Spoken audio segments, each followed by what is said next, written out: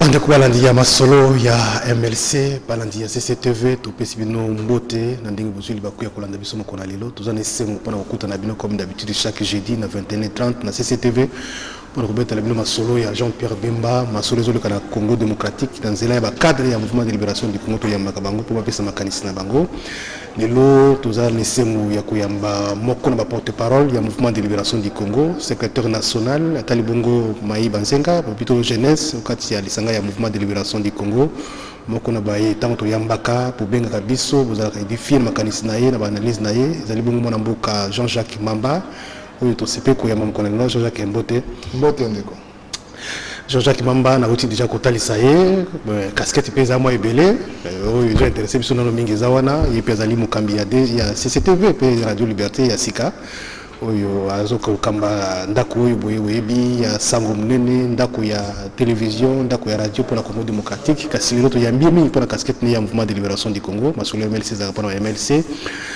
lelo na zanga moko lipasa na ngai ndeko Michel Koyapa aza lelo na masolo MLC mpona lelo te boyebi makambo za ebele aza quelque part pour masolo mosusu talimboka cadre paysan mo a changé modernité za kokota mo malé na CCTV tozoli ki mikoza ko ya sima boko habitué na cadre mosusu yo ezako bongama na nzela ya ndako yo ya basango CCTV ndeko mwana mboka Jean-Jacques Mamba likimo mikolo bele tokuta na rasote boni nzoto nzoto za makasi amoni mikolo yo boko mina misala makasi bino ba porte-parole yo surtout mutozo yangela département munene ya jeunesse okati ya MLC.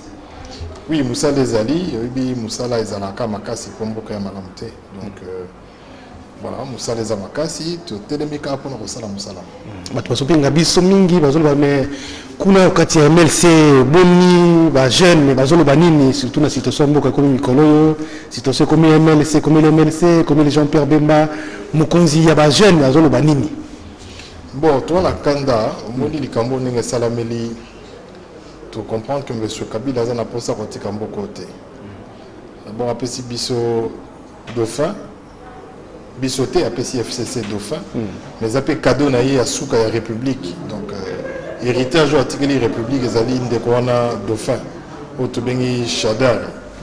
Si quoi ma bémaka Zali, au lieu de jeu électoral de Sarah Malam, comme ça ceux qui congolais c'est pédé que voter Chadar a voté na n'engé naïe, yé si quoi n'inga contraindre Batou, va voter qu'à Chadar Kaka. Ça veut dire la commission de rôle a fait, il m'a dit, au moins les choses tout ça ici fait.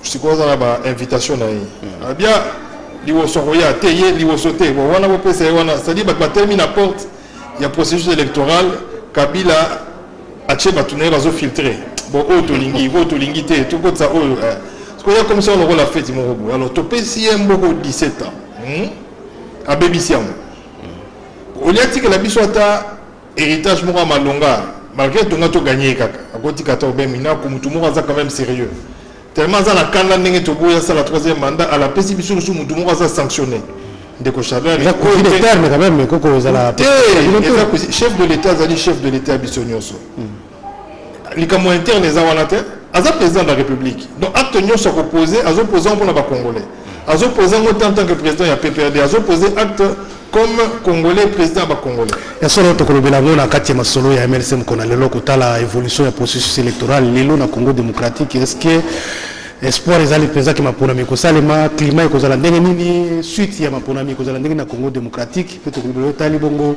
ndenge balongola ki bongo dossier ya mona mboka Jean-Pierre Bemba Gombo liboso na CENI cour constitutionnelle a confirmé yango MLC boyoki yango ndenge nini elobeli bino nini toyoki déclaration bosalaki tolandi réaction ya président national yo bazali porte-parole okoyebisa ba militant ba cadre ba sympathisant ba kino bazolanda biso mokona lelo makanisi na bino MLC pona etali processus électoral pe makambo soso bekala mboka na biso tozoka pe mo nungu na ba réseaux sociaux qui semble-t-il vendredi zali journée moko bo eza décrété journée ville morte toyebite est-ce que MLC bozo ko appuyer yango est-ce que bozo appuyer yango te makanisi za nini makanisi wana zali moi côté là il y a masolo ya MLC mkona lelo mingi token na wetali Jean-Pierre Bemba boni bolandi makambo tali décision ya cour pénale cour constitutionnelle na wetali invalidation confirmation invalidation ya candidature ya Jean-Pierre Bemba mais le besoin sur la candidature pour la présidentielle espoir ba millions de Congolais vont pesa bino bakoba nini bakosala nini et puis bino boyokisa ngo ndenge boyambi ngo ndenge nini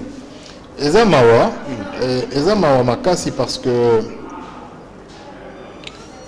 oyebi tant Mobutu azao kende to komaka na niveau moko to lobi bon attendre Zindia pour remplacer Mobutu mais l'essentiel la kende nan mais na kanisa makanisho to zalaka nango ezalaka erreur makasi parce que ndeko Mobutu akei apesi mboka na ba aventurier na bengi ba aventurier parce que yemoko Kabila père alobaki AFDL c'est un conglomérat d'aventuriers batouana bakumbi biso tisikawa ba aventurier wana oazai ko kamba bango ndeko Kabila a eu pouvoir na 29 ans a eu pouvoir na bomwa na nyonso yemo wayebi jeunesse oyo à travers ça qui ayebi ndenga koleli ayebaki ba kwami ba jeune ayebaki ba difficulté na 16 ans batu mususu na 2006 ba votaka ba lobite pourquoi la toujours président ya elenge boye to voter 17 ans après pour na kokene na lombango ba tu ba kufi ba fausse commune ezali ba kapangala ba rossi pour na kosenga ekaka 3e mandat ezalate constitution à la respecter oh batona ba kufi ya bokoyo kabango azali tango communauté internationale et télémélier azali tango SADC et télémélier na kokenda ya Zuma na kokenda ya Mugabe à Monique na kokenda ya Santos pression régionale eleki à Monique moyen réalité il faut déposer nde omona ke kende kuna balobi na sala discours ya Dieu il y a le bioté adieu te au revoir tanga zongia wa a Tchéchadan mais pas ces alinini pouvoir hein ce qu'on a le pouvoir et bon aka batnyo so babi ba na pouvoir batika ka yangote ça c'est un principe na bato ba cette science politique si on a le pouvoir il faut conserver problème les alliés na lo lengeni yo conserver pouvoir tant au ministre de la justice a pesi ba injonction a lobi voilà a commis mukanda à transmettre en CENI tous en principe mon mboka o ba lo ba séparation du pouvoir to le bibe que CENI les alliés indépendante mais il y a tindi mukanda na CENI pour na nini ba valider batu cour constitutionnel pe azoki déjà ba mikano oyaye to ebi malamu o esalamaki na marambo article 70 bon monaki ba juge bobaye ko signer ba ngonyo so ba longwe misusu ba ju ba pression ya kokufa kokufa trop ça là boy ba préférer ba démissionner ba tigela Kabila cha bato ba royokela ye pe Kabila sala na lombangu mingi po ba yike makambo ko sala nini ekoya ya ko invalider batu ya ko longola batu pour na ndenge ya lingi élection ezalela wana ya nga poneleza na ndenge wana ça dit net feti kia liwoso rozala te liwoso te bon wana ça dit mboka oyo ya mboka tata na mama na eteza mboka ba congolais donc tant mobe ko li kondier lobi na batu que élection ezali loi électorale ezali ba conditions za kati ya loi électorale ezo s'appliquer na mutunyo surtout mais ce ko tali na pembeni na makambo tali sénateur Jean-Pierre Bemba tout ça ba femi balé ozo la qui ça que vraiment de Kabila alingité Jean-Pierre Bemba za kati ya élection il y a des choses à nini ezali tango tangi loi muto ko condamné cause la condamné net ngai na koko betombata ba komi pe na casier judiciaire que quoi blessure mais ce qui na code si casier judiciaire on a président de la République ba kolongola ngai te pourquoi blessure na kati ya loi ezate ba koko za la infraction mususu sali au grivellerie au escroquerie ba komi pe na casier judiciaire na yo que escroquerie ou bien receleur c'est-à-dire au sommier logo ya muibi ce qui loi électorale et comment quitter cause receleur que receleur ezali cause les receleur te moins balongola yo ezate kasi likamo liboso ya mabepe ya makasi likamo ndeko Jean-Pierre Bemba zali ko munana na yango na CPI ya munene sito yebi alongi yango ya mibalo etikali ezali likamo subordination affaire eza en cours pe eza na appel subordination limbisa na kati ya loi électorale ya ité donc le code ya ité moi ba na mutuna likamo na ezate wana ya liboso mais ya mibale la kisinini même ce qui ezalaki oyebi justice et ça la kaba 10 ans ba 15 ans na likambo moko to uti ko mona ngona CPI na ndeko Jean-Pierre Bemba bachaki rapport moko documenté madame Bensoulé il y a plus de 5000 pages to sali 10 ans awa to zoko lo bakende ko Bemba zali innocent Boyoka qui Moreno a lobby 30 ans de prison. Tambo Mwamba lobby 30 ans de prison. Tala ba crime. Token de boto, c'est la liberté provisoire pour l'andeko Jean-Pierre Bemba. Boya la montée, ma moro lobby risque à kokima ezali. Pour ba faire des qui grave. Après 10 ans, 5000 pages. Et ceux qui n'a au Moutumoronda Koufaki n'a deux viols. Il y a un des alliés véridiques. Aux hommes, on a plein de juger ça. Basadini va annuler l'affaire. Ce total, il va tout faire na Beni, na Babouni, na ba Est à Congo. On a un coup donc chaque jour, il va tout faire. Ce qu'on a fait na Bangui. Pour les Camerounais, c'est 10 ans na prison. Et les Camerounais, viol moko, na Batoumi, ba va koufiper. Ba arriver pour démontrer que les alliés toi même c'est des basalakia. Momoni justice na souka balobini ni azali a quitté. Il y a un moni législateur à lobi boye. Même qui infraction les ali, il faut les irrévocable. C'est-à-dire les kambongo, ils ont la possibilité de faire la recours à zongi savoir ça la boye. Donc les kambomi balé peut s'abisso kanda. C'est que les kambo subordination non seulement ils ont la loi mais ils balé la quatrième les kambongo na noté. Ça veut dire que les kambongo ils ont la procédure. Il dit que révision et procédure est possible. Ça veut dire que Ndeko Bemba, les 17 décisions Koya, décision de Salami, a 5 révision à procès. Parce que nous, on a commis un niveau d'irrévocabilité à la décision. Bandeko ya cour constitutionnel, au débat tenir compte nango, Bakamati, Bazui, rendre arrêt, tout en sachant que l'arrêt n'a pas été irrévocable. On attend que l'arrêt n'a pas été irrévocable. À rendre arrêt pour une affaire qui est en cours, il peut arriver, donc comme il a bichopé le 17, à 15 heures. Juge unique, Wanaya lobby en vertu de l'article 81 a annulé l'affaire Wana ou bien a quitté. Donc, tout le monde a séni, on a la compétence, il y a quoi interpréter loi, c'est-à-dire à bon la subordination à commission en corruption, donc à outrepasser la compétence, tout le monde a séni, tout y a des choses dans la cour constitutionnelle, même, c'est-à-dire que Kabila, fête élection a fête organisée na fête wana yemtazo pour na ba invité donc sur un sepela na yote ou bien sur amoni que vous allez mutumo dérangera mingi ou reçoit invitation té est-ce que moi temps ibele polo baba tu vas comprendre au malamu tout le baké zalaki surprise était pour la MLC boyeba ki déjà quelque chose demandé wana bo mekeka ndoto pour la qui na opinion quand même que vous lundi voie légale vous exposer Kabila na batonaye ou bien vous avez l'espoir que beaucoup tozali na parti moko républicain au monitant au cours aza ko rendre arrêt wana ezali eloko mo ekotaka na histoire au moins lelo tozana ba procès oyo ya bato bakufaka wana na bandaka bango na Kasavubu na pont Kasavubu bato babomaka bango na stade bato bakomaka ba arrêt wana batikala na histoire il fallait qu'il tourne la procédure type place sukelaka.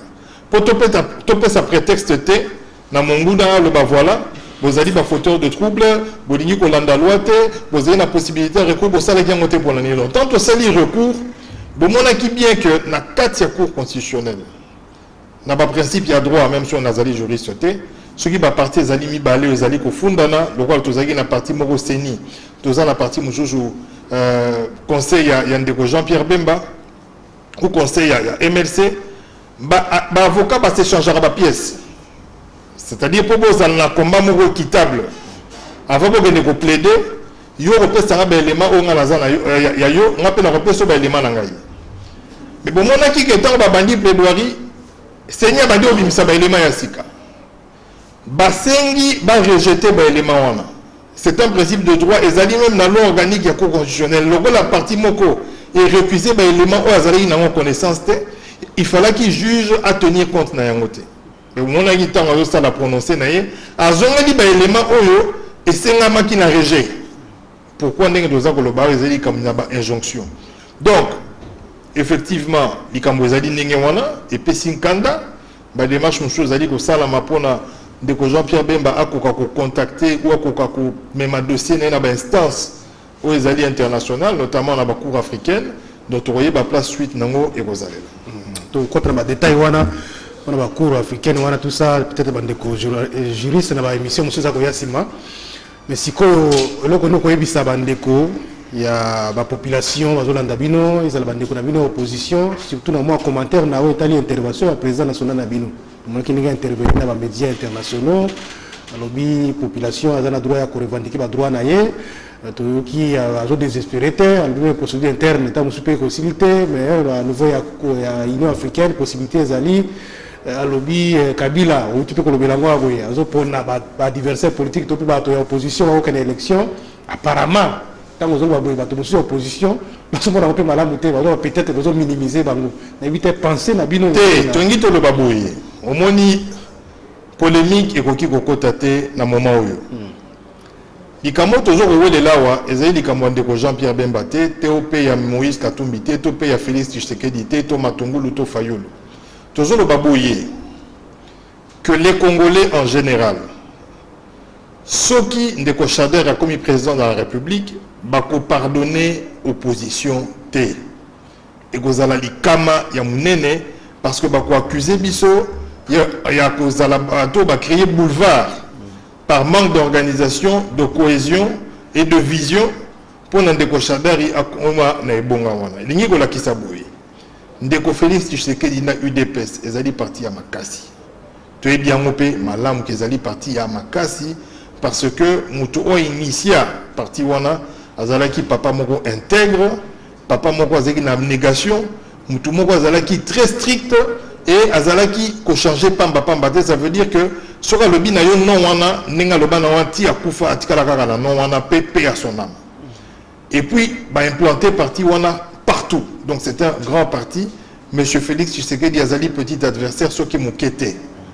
Ndeko Kamere, bien que parti na Salami il y a quelques années, aza quand même parti moro bien implanté na est, mais ce qui vous l'a dit pe malamu basali ba fort à wana Kinshasa. Avec Ndeko Nabiso Molendo Sakombi, pe bandeko mo ebele, ba implanté pe parti d'abord na Kinshasa, na ba Congo, Moussa les Akosalama. C'est un grand parti.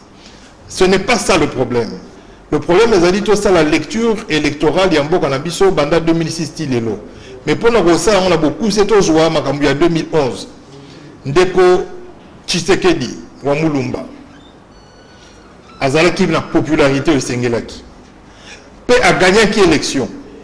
Tu as dit que trucage ezalaki yemoko Ndeko Joseph Kabila abimisela ki biso ba char de combat tout ça mais a lobby que il y avait des irrégularités pour tout monde qui maramwe belé lokola ba vote mususu na ba malemba nkulu ba tumsu ba kufa ba voter Ndeko Kabila sikawa soko jui résultat ya papa Tshisekedi au sangi si on a résultat ya Ndeko Vital Kamerhe au sangi si on a résultat ya Ndeko Kengo au bazalaki na kati opposition balingaki ce qui ezalaki mutu moko balingaki ba gagner Ndeko Joseph Kabila.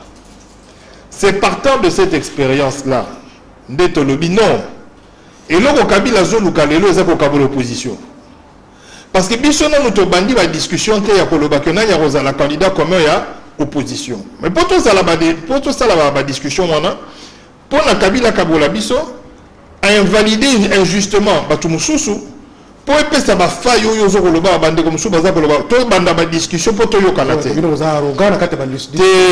arrogance ezalité langage na ye bino ba cadre to lobi boye bangamo ba bazoloba na obi so to zoloba na ba liboso ezalaki na UNC après UNC est commis UDPS ça fait la fête de la majorité présidentielle c'est-à-dire de Kabila so avant na maman livre moni maman ndengwa na zo seka pour maman ya zo luka yango. Donc, tu jamais peut essayer de sous possibilité à Seka. Il faut essayer matière à réfléchir à la rapungité. Et pour tout ça, il faut que tu yokana. Il y a un senga bino bapandi sango. To boma ba moto wana. Ça veut dire que ceux qui boyoka nyezalité na marmo mike to simba na maboko to bimisa bato libanda parce que bato faut ba libanda ya pouvoir. Bato ba libanda mais to pe bazo comprendre te na MLC. Ça comme moi malili BMLC il y a 2006, il y a 2005, ils ont acquis Bemba moto mais ils ont balongoli na seni, il y a tellement que ça le mité, moi ma kelele comme muke fani calme moto, bato on c'est là que ceux qui courent concessionnaire tomber dans la logique on est à seni, ta mususu cause à la moi nini mais apparemment bon ça discours qu'il y a paix, discours oh l'égalité oh nini. Bazo comprendre qu'est-ce qu'il fait au moins le problème est ali boyende. Pourquoi attitude wana ba docteur on a to lingito sala boye petolo balikambo yo na bosolo. Au moins, ceux qui troublent les Bimi Namboka, trouble moro-pacifique, ça veut dire que les jeunes, les Bimi, tout ça, Basali, et qu'on profite de nani, ceux qui électent sur Salamité. Première question. Parce que si on l'a dit, Makambo Nyoso, on a le poteau provocation. Ça veut dire que quoi Kabila Nengaza, on a même Nenga Tchadari. Si vous avez occasion que l'élection est à la tête, à occasion dans Balama. À Roti Kangote. Parce que si un Messani, Babenga Kaye Raïs, si Sabidimbu, président de la République, donc, et si un Messani na Makambo, on a pas de pouvoir et comme un kilo. Au moins, par exemple, Paul Biya na Cameroun. Azokoma, la fiche n'a que un père, c'est pour toute la vie. Donc le roi Yazatata Cameroun, donc Tia Rokufa, c'est jusqu'à la mort. Le bien père, c'est jusqu'à la mort. Le second Tata Nayo, Tia Rokufa, Zalara Tata Nayo. Donc c'est-à-dire que l'esprit, on est là, bah, dirigeant africain. Ndeko Kabila a joué en 2001, a joué 2006, 2011, 2018, 17 ans. Donc, et c'est à Lati et le Corona, et comme il y est passé. Alors, région Libocho Zabouye, nous voulons qu'il y ait des élections, mais des bonnes élections. Comment l'élection? Tolobi, Tolali, parfait. Mais est-ce que vous savez carrément que bon, Bemba c'est fini? Il faut comme élection, pour machine à voter. Ceux qui Bemba c'est fini, mais les donato entreprendre ma démarche, me sous-souter, toujours au Lobawa, au niveau à cour africaine. Tozan est qui a été hypothèse à Liboso, comme le 17, bah quitter sur cette affaire. Tu opposer jugement et acquittement en la cour pour y avoir un mécanisme dans la loi ou dans la constitution pour revoir à Rewana pour battre de Jean-Pierre Bemba comme candidat président de la République. Donc le 17 c'est déjà date mort toujours là. Mais bien que le président national Azali en instance n'a qu'à justice dans ces pays. Donc à Sengi Petos a l'attitude responsable parce qu'il ne faut pas que l'affaire concernée, c'est-à-dire les opposés, na procureur, na cadre et à ces pays, et ça a l'objet à commentaire rebellé. Qui c'est qui goûte à s'exprimer sur cette affaire-là. Donc, vous avez la période moro transitoire, toujours c'est là vraiment le 17 et ya, ce qui est le 17 et ya, Magamo toujours c'est là, ce qui est salami, donc vous avez la cour pour le gouvernement, le casco mécanisme na seni, bazon qui s'en décoge Jean-Pierre Bemba candidat président de la République. Docteur Baké Makambo est dans la cour pénale internationale, et l'on est aussi là qui ont freiné bino moi mouké. Mais parce que économie sans jotote, oyebi ba mai mususu zalaka, omoni ba lac. Là que zalaka kimia mais zara muzindo soko tcheli kolokei konanda kimia ba vandité même bato au monde na nzela bozolo ba ville montezali ba marche ezali bazo sala makambu ba vandi kimia on se rappeler en 2014 ndeko Kabila l'air bandara dialogue ba masolo dialogue est-ce que mon marche ba vandi kimia ndeko Bochab abimisi livre révision de la constitution inhalation ce qui de la nation est-ce que mon marche Mukologaka et Bimakao article 8 alinéa 3 va changer. Car batona bala la rawana. Tant babana qui trouble. Au moment où est-ce que yon dit mais trouble les ça. La majorité a CP va salir. Au moment où soko moni maramboza kimia. De Konga la jeu bisayo un peuple meurtri, un peuple affamé. Na salaire ba meeting na ngai na kutana na ba jeune na ba quartier. Ceux na bengisi batu ba yeso baza 100 na tchaka di boroboe balani baza na musala soko juillet 2000 ezara moya mois difficile tam su 98 baza na musala te so moni batu bana nzala ba vandi kimia ba talozo sala makambo ko sepela te po batu wana colère wana bazo accumuler na première occasion ba rozwa et ko emporter yo nde erreur batu majorité bazo sala bazo c'est opposition ba le bien to sali boye population vandi ezotala. Mais au moment pour donner la population à hôtel. C'est que Jean-Jacques Mamba est candidat député national na Lukunga. Donc vous voyez la casquette campagne de bandité. Campagne de bandité. Alors c'est la campagne donc tout comme campagne. Nous candidat à MLC na Lukunga. C'est très important qu'on souligne. Mais si vous avez des stratégies, parce que qui m'a dit quelque part, les hommes mécaniques qui banque ça va tout le monde mingi. Vous avez MLC, tout le monde en dehors de bala, tena comme ça na cité quand même. Tena tuniga soko bala. Soko bala, soko va na moisson na ndako au salier ban konyonso. Oui bi soko vandinier, hein? Mon frère Lucas Pasteur.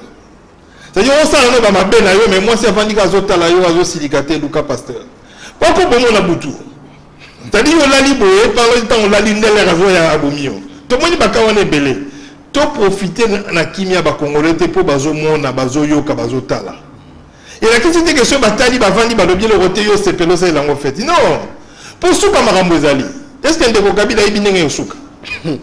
Ya yebite ndeko moko benga na Braza Patrick Azolela Azoloba bon azana kanda makasi mais bisika ke metango bemba bimaki na prison ezalaki marche ba pacifique te ezalaki ba marche ko sala kite ko sala ki makilele te ezalaki bitumba te mais bato surtout ka bemba bimi peut-être plan wana kaka lelo nde besoin envisager que nzambe asala ki ndenge bokomi mikolo ka nzambe depuis asala miracle pour bemba na processus depuis la création du parti. C'est le slogan, avec Dieu nous vaincrons. Pas le bâti que pour na mikolo. Biso to ni bana biso kanzambe. Pour ceux qui bandeko bakenda, oui bandeko na biso bakenda. Ceux bazala la foi biso to zana ngo. Mbele to zana bango tile. Lo banga ba mona biso to mona. C'est-à-dire on va dire pendant le juge zo na no acquittement pour nga l'assistant la ba audience. Bozo kende audience, il y a c'est la liberté provisoire. Bo pesa ba garantie nyo surtout. Juge aboyango. Ba bi kende ko bemba za dangereux. Mais moi, qui a un certificat de détention, un monsieur poli, qui a un hôtel, un respect mingi, a tikali na 10 ans cause de problème na mutu tekuna. Jour ya sorti na la prison, ba toza ki wana balingo lela. Ba bandi ko lela po bazaki na mutu ya malamu. Mutu moko bien éduqué et ça la bango émotion. Donc likambo nzambe to bandango depuis partie ezala na création et nazo bande la pena o loba. Batika ko salela kimia ya ba congolais feti ndeko. Mais est-ce que tu veux s'attendre à une opinion nationale internationale s'attendre à une est-ce que lobby comme qui MLC sa décision et rotika processus est-ce que comme la hypothèse que finalement trop c'est trop MLC bon toujours le mandoki c'est quoi va plan nous besoin envisager le mandoki n'a limité obi to tika la mandoki Kabila na Bachader il est dans un ministère intérieur ba on de batkana na mandoki monopole de la violence légitime ba lobi na lopoto. Donc, tu dis que la banque makamwana babo maraba congolais sur ba congolais basiliki biso na makamwana tolongwa parce que il mando qui oyo bango bazanango et ça pour nous protéger ba congolais. Malheureusement, ces 3 dernières années, il y a plus de 300 à 400 congolais bakufa ikola mando qui ba somba pour na battre la banque. On les affirmations ou bien ça. Mais papa, ba fausse commune, biso total la rapport. Ba fausse commune ezali bazo la maintenant ben rapport na Kinshasa, il y a eu plus de ça on a ba lobi na omi la faire comme une ça pour ba to belé ba kufi à part ba kufi na minduki misu ba kufi na nzela exil misu ba kufi de famine ba maladie mtoko soigner zate ça veut dire que likambo yo ya gestion mboka oyo à part Beni à part ba fausse commune à part comme une sapu ba to ba kufi na règne ya Kabila par manque d'autorité de l'État en termes de protéger ou bien par sokolingi abus de pouvoir ba kufi des milliers. Au moins, chaque jour, sur 17 ans, Kabila, plus de 50 000 personnes bakoufa. Est-ce que le MLC a candidat président Jean-Pierre Bemba Longoli, oui, bon, Bukangi Miso, vous avez un candidat président, vous soutenez un candidat député Nabino, vous soutenez un candidat président, vous avez un Mendes qui est en dehors de la Cour constitutionnelle ou na vie qui cause la candidat, il y a une autre vie. Est-ce que vous connaissez un candidat d'abord, c'est une décision qui est prise au niveau du bureau politique. Donc on a quitté on a banarolo banamino marambo MLC ko sala en tant que porte-parole pour on a le bac. Et on appelle ça ngana le parce que besoin qui opinion à témoin, vous qui est moi aussi aussi. On a des opinions à témoin c'est des décision le processus, c'est un piège aussi à Mounene. Il faut que le bureau politique se réunir atala ce qui est ali décision malamu to ya mabe atala pe banjo na ba paramètres. Pour te bi marambo salama en 2006. Parti monnaie local la UDPS va s'enrôler va participer à l'élection mais l'élection salama. Donc cette option là il faut la lever à niveau bureau politique dans un yo parce que l'argument beaucoup y en a ça. Si on a les camots de Jean-Pierre Bemba, il ne faut pas que vous allez le remoko. Na limite batuba kanisa que biso MLC to lobby que ce que Jean-Pierre Bemba té élection ezatete. Langage na toza na ngote. Langage tozalaki nango banda uta de Jean-Pierre Bemba zaki na prison ezaki ka lobake. Opposition salanini et sangana tout ça va ego de côté tout offrir peuple congolais alternance mais il faut la qui s'était que ceux qui tous un projet il y a candidature commune bolanda qui peine de Jean-Pierre Bemba na TV5 et la qui c'était que ceux tous un projet wana ceux banco je ça la mais photo ta la bon non parce qu'accord il y a Saint-Sylvestre ça accord cadre il y a qui encadré l'élection et c'est inclusivité transparence la crédibilité pour processus électoral. Bomoni ndeko Moïse azate, Muzito azate, Gizenga azate, na ba motif moko o ezali subjectif. Nde toza koloba makambo feti, mutu avani na feti na ye, alobi bon na feti na ngai liwoswa kozala, nanyo kozala te. Nde tolobi ndeko Kabila eza makambo feti te. aux alliés sous-président de la République, aux alliés démissionnaires, lâcher le processus électoral, que le meilleur gagne. Voilà. Mais est-ce que les Toumbo Zalanango Mikolo, vous sentir le soutien à la population, soutien à l'association, à mouvement citoyen, soutien à l'opposition? Est-ce que vous avez une déclaration, vous avez que vous avez monté comité de crise avec les autres partenaires de l'opposition pour monter action et pour permettre que le processus est Kamalamu? Est-ce que vous se sentez vraiment, il y a vraiment ces liens-là avec les autres formations politiques? Les liens Zamakasi, depuis Nabani Moussala Oya qui porte parole, nous avons sollicité Boïté, nous avons coup de fil, nous avons téléphone, côté Misaba Tunanzela, c'est-à-dire que Bazali préoccupé. Likambo est allé solidarité et opposition, ça veut dire na opposition. La relation avec la partie Moussoussou. Il faut quand même que les constructions il faut que ça là, les Moussala il faut que ça là. Et il y a kaka boité parce que même la carte FCC, bazan na ba on a cohésion té. Et là on bazan na ngoka ko banga, la seule chose de tchaka bango ensemble, il y a vraiment lia. Ça veut dire on tout va se retrouver à la table baliaka. Holandi et là que ça la accueil, bon bazan la chef moro, après ça va embiler, ça veut dire après ça va pouvoir va poste ainsi de suite. Et nous remettra bango d'accord à Yangwana. Mais en politique, généralement, ceux qui vont même à cohésion, la solidarité, ils ont la sagesse, il y a un leader. C'est-à-dire qu'il faut travailler durement pour qu'on résolve un point d'accord parce que mon politique, ils ont une église, ils ont le samboté, il y a comme le pouvoir. Il y a comme le pouvoir, pour baser la solidarité, la cohésion, il faut baser sur la techniquement, comment est-ce qu'en cas de victoire, par exemple, comment est-ce que la responsabilité que vous allez partager. Donc, on attend au Tuningaï, ceux qui ont une relation à Bisso, ceux qui osent sentir soutien, oui, soutien Zali, mais il y a des efforts à fournir pour que Bisso surtout dans la même longueur d'onde. Parce que ceux qui, par exemple, idée par exemple, il y a boycott, et qu'on dit que ça, la ça le bon, bah, conditions à réunité, to boycotter l'élection, parti moussou encore le bâté, to boycotter, parce que ceux qui boycotter, tu repères ça va au boulevard. Au moins, entre les deux partis diamétralement opposés sur l'idée, alors que on bazar votre opposition, il faut vendre, solo là, un compromis, et ça c'est un grand travail. Grand travail, mais tango les oyo kana na opinion que ba leader mususu na kati ya opposition apparemment comme quand même il y a ko guider un leader il faut conduire bato, il faut imposer vision na kati bato soutenir batambola mais ba leader mususu ba za tendance ya koyoka oyo oui, Zoloba. Oui, bah tu as c'est bazoloba. On est sous leadership. C'est mon texte qui leader à lobby. On a yoka base à lobby. Yoka. Ce qui est un leader qui te dit que ngay na dépendre à la base c'est que c'est leadership. C'est que c'est pas un leader. Parce que leader c'est ça. Être leader c'est effectivement conduire les gens. Batba kumbote yo so kumbabato. C'est-à-dire il faut kumbabato à bon port. Malheureusement c'est ça que là que s'observe. La polémique était dans la zone de la déclaration dans les médias dans Félix Tshisekedi à l'Obaraki indépendant à la base. Natani T comme on a maintenant pour chaque commentaire. Au moins de Félix alors bien dépendant à la base et ça paye à solo parce que ça dépend il y a ndenge na ko lo ba parti na bango ba prémisse il y a création à parti na bango c'est un parti populaire. Ça veut dire qu'il y a l'émanation, il y a volonté, il y a ba base ba simba parti et il y a monde simbi papa Tshisekedi pendant les 30 ans il y a vie naie et zala ki mo ndenge wana mais ce qu'on l'a malamu.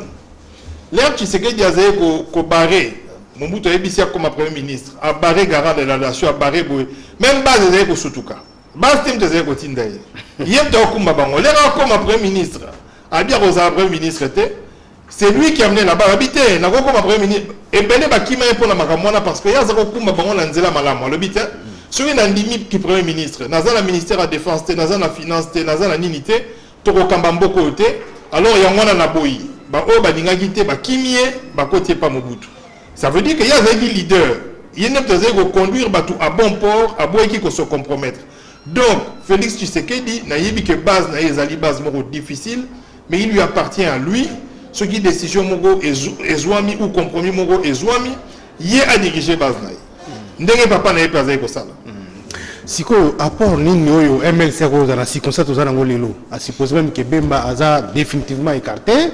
Azala ou azala te apport nous MLC ko mema nelo pour que processus électoral et qui ne souka malamu amboka na biso atena c'est ça le makala mais après on a biso to pesa to lobby to za deux faits majeurs où ils ont dit handicap na processus oyo to za na fichier électoral to za na machine à voter mais to sali ba émission belé pour na koloba to suki na émission te ndeko Jean-Pierre même ayemo azaki na seni ba sali ba démonstration na nanga na o etali timing ya vote na combien de personnes ba koki ko voter na mukolo par rapport à fichier électoral to za na 40 millions tu as 90 000 bureaux de vote, bah calcul on est salamaki.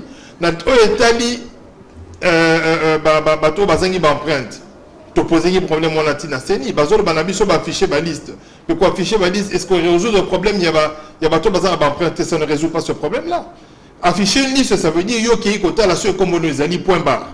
Mais lorsqu'une personne n'a pas d'empreinte, à kogi ko la mukana tonga bandi vote na kimbanseke a voter, alongwe kimbanseke a enangali ma a voter. En quoi affichage à la liste et résoudre le problème? Parce que là, on va voter, Moussa Piezat et donc empreinte et on va voter dans 2-3 endroits. Et baza 6 millions. Donc, après, on a vu chez Ali, comme ma résolution, on a ma question, on a Italie, machine à voter, tout le bitin. Ce qui est en réalité, il faut tout ça à votre papier. Pourquoi? Parce que Zali inscrit dans le calendrier électoral qui est le seul document officiel où ils ont servir CENI de guide. Nangana sini bazo communauté si quoi ça déjà place machine ça au salva kuna zoluka au moins machine wana ndeko na ngai tozana besoin na mo tozana besoin machine à voter pour na enrôler batu bazana ba carte d'identité to kamata yango to ko tchanga ba commune hein si to ça la vote na vote papier to jusqu'au ba machine wana to tchana ba au moins ne ba tchana ba bureau de vote ba panze yango la ba commune union soit Congo batu ba kenda ko ça la ba carte d'identité électronique et servir à ton enrôlement tant au Kabila au Kéléla tout ça le recensement hein recensement il y a population machine on est pour qui servir et la question que sombami il faut ça la affecter na usage moko ezali ya polémique lokola ya mbongo en république ba la machine lokola ba redéployer on a Congo mobimba ba déployer on a Congo mobimba mais tout ça du vote papier ce que ba machine on a ba tchanga ba commune tout ça pour l'air tout ça la recensement ba tu vas utiliser ba machine on a et bimisarata ba carte ya identité eza mabete mbongo bungi tendeko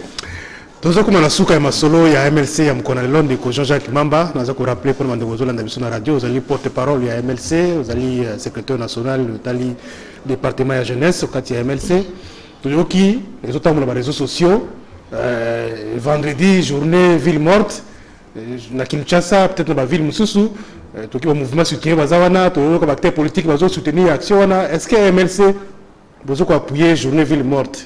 Est-ce qu'ils ont visé Nini? Mais toute action citoyenne qui va dans le sens d'améliorer le processus électoral ou la vie en général la République démocratique du Congo, ils ont mérité soutien et à partir de la MLC. Quel est le but de l'activité ou la ville morte? Quel est le but? C'est pour améliorer le processus électoral, c'est-à-dire bazon qui s'aba candidat ou bien validé justement, même ma crédibilité, même ma transparence dans la machine à voter. Donc toutes les actions qui vont dans le sens du respect de la Constitution, qui vont dans le sens de l'amélioration du processus électoral, parce que des périodes autosali, le MLC soutient. Il y a un soutien à marche à CLC, tout soutien à la soit Malamo et Salamaro. Donc comme na souka, nous avons ça va militant, population congolaise, qui de façon particulière. Pour Italie marche, pour ami, pour Italie démarche MLC. Ce qui beaucoup d'un homme tu as perdu, beaucoup d'un homme tu as FCC boy bisa bango que l'élection ezali fait ya Kabila te. C'est-à-dire voilà mon qui a une invitation na ye, yem to organiser fête wana. Eza fête na bango te. C'est-à-dire eza yete, eza chadarité, élection ezali processus oyo to kopona ba dirigeant asika. Il faut ça la dans les règles de l'art. Et ali fête ité ya koloba ke bon tala ba règle du jeu na biso zaboy tala la fête na biso ko zala boye ko banda boye ko suka boye non donc batika to ke na mapona mina kimia ba bongisa marambu ndenge to kana kina accord à Saint-Sylvestre pour mapona miele kamalambu donc bunda te suka ndenge bemba lobi mais to tika te to tika pona ni apparemment ba diverser na bino bazo yoka te ba yoka na la caravane passe ne ba boye makile na bino etali émission oyebi mukolo Blaise Compaoré za okende tellement azalaka sione bato bavandaka nye omwe ndenge olobi bato bazotala basala eloko te ayebisi badepute na ye boye ayebi bobanga bato wana nakanga kutu journaliste wana toboma bakosala eloko te naboma kutu Sankara bakoka te basala eloko te oyebi ke basankara na ba bagrand bato mais ya bara Sankara mais avandi na ye bambula na bambula ayebisi bango te bomoni hôtel moko eza kota palais du peuple bokende bola na hôtel wana na ba 7 heures tozwa ba char ebino bokoti na palais du peuple bovote loi bobimi nzela sima bokei azalaka sur ndeko bapesi etoli alingi te amoi ka bato bavandi kimia na butu wana nde omo esalama te bato bavandi na bango bayebi kaka bato wana baza na hôtel 5 heures du matin makambo ebandi ntango yindi abandi oloba te sava nazongeli babi te te ozongela te fo kende kaka après naye omona foto naye azolia lipa na koka na fanta omona foto wana aza na Côte d'Ivoire donc yango olakisa boye soki bato bazali kimia kosalela yango feti te mpo bato baza na misu bato baza na matoi bato bazotala bongisa nde misala bongisa nde makambo mpo kimia ezala na mboka kosakana na bato te mpo bato bakoko balukela yo tala pouvoir eya na maboko ya peuple olandi nga ndeko ya solo bien que tokomi na suka mais bemba koya mokolo nini est-ce que programme eza maintenu ninga lobaki ke rentrée parlementaire koya eza porte parole bato tuna tuna biso mwa mingi nayebi mpenza te